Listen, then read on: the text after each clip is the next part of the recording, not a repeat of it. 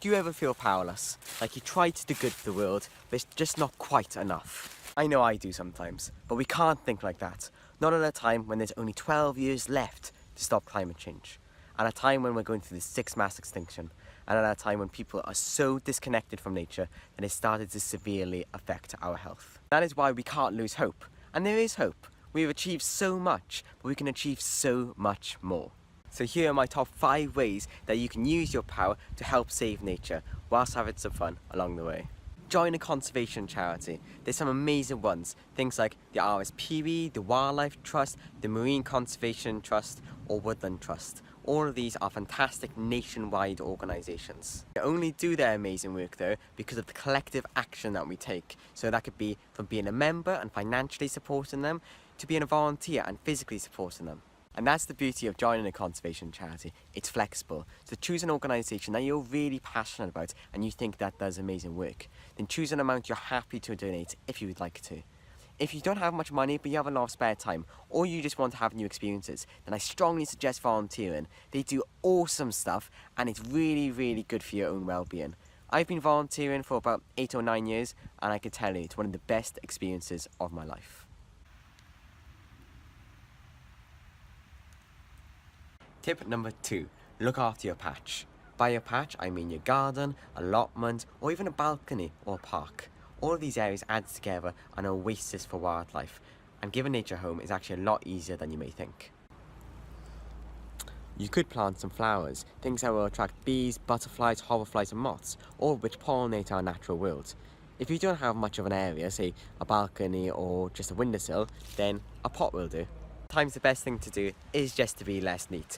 Rake up those leaves, pile up the pieces of dead wood and see what happens. I'm sure you'll get loads of cool things living in there soon.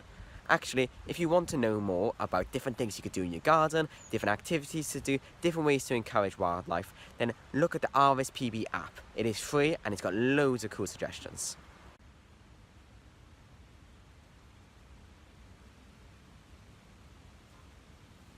Tip number 3, engage in activism. This can be as simple as signing online petitions. This only takes 2 minutes, but it's so effective because it shows your opposition to nature being destroyed. Or you can just write to your MP. Tell them that you are not happy with certain things, and hopefully they'll listen to your concerns and vote in a way that is best for wildlife. Speaking of voting, make sure that the next time there's a general election, or an assembly election, or even local council elections, make sure you listen and research what those individuals want to do for the environment, and also have a look at their voting records, just to make sure that you're electing someone who actually cares. And for those of you who are a bit more bold, then go to a peaceful demonstration. There's many that take place across the country at various times of year, so have a little look at it, research if that's the kind of thing that you'd like to do, and if you're under 18, make sure you get permission from a parent or gardening. Guardian.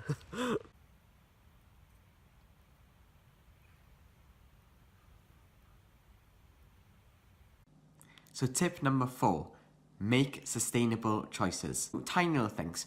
For a start, we'll start with getting rid of single-use plastic items. Things like toothbrushes. I like to use this bamboo toothbrush. It only cost me a few pounds. I actually need to get a new one. It is starting to fray a bit, get a bit worn down. But yeah, only cost me a few pounds. It's perfectly good. Bamboo straws are pretty cool. I like them. Far, far better than the single-use plastic straws. Paper straws, they're good alternative, but once again it still adds to the throwaway culture, and they go quite soggy as well. So I prefer a bamboo one. You can use it repeatedly, take it around with you, put it into your cup. Quite a widely used one, nowadays anyway, is a bamboo coffee cup. It's really, really good, really, really hardy. You can put it into a dishwasher so it's easy to wash and clean, and yeah, I like it. These little things are quite good, but also actually changes to your diet can help. So as I say, changes to your diet can make a big difference. Now, I know not everyone's gonna like this, but sometimes eating a little bit less meat is the best thing that you can do for wildlife. Even if you don't become a vegetarian or vegan, just going a few days a week without having meat, it can really make a difference. So meat-free Monday, or no meat for lunchtimes, for example. These little things can really, really decrease your carbon footprint, and it's more sustainable because the amount of meat consumption around the world is huge. whilst filming this video, the sun has started to set. That's absolutely amazing. Which actually leads very nicely on to my next tip. Connect with your local nature community. For me, this is one of the most important things that you could do for the world around you, but also for yourself. By connecting, I mean with the people around you, but also the landscape and the wildlife. People who regularly go outside and connect with nature have been found to have better well-being, better mental health and better physical health. It also allows you to be able to care about wildlife, because if you're not connected and understand the things around you, you won't care and you won't do things that are good for it. Personally, I love bird watching and looking for wildlife. I find that finding new things on my local area is really exciting, but also seeing familiar faces brings a lot of joy to my life. Obviously, bird watching isn't for everyone, so do something that you enjoy already, but do it outside. So if you're really into exercise, go outside and try to do it. If you're really into history, then learn about your local history, go for a walk and try to find new things. You'll find that those little things will make you feel a really big part of your community. As I say, doing something outside that connects you with nature, whether it's artistic, fitness related or wildlife watching, is really good for yourself, but also really good for nature. And this is because you can join a local group of like-minded people.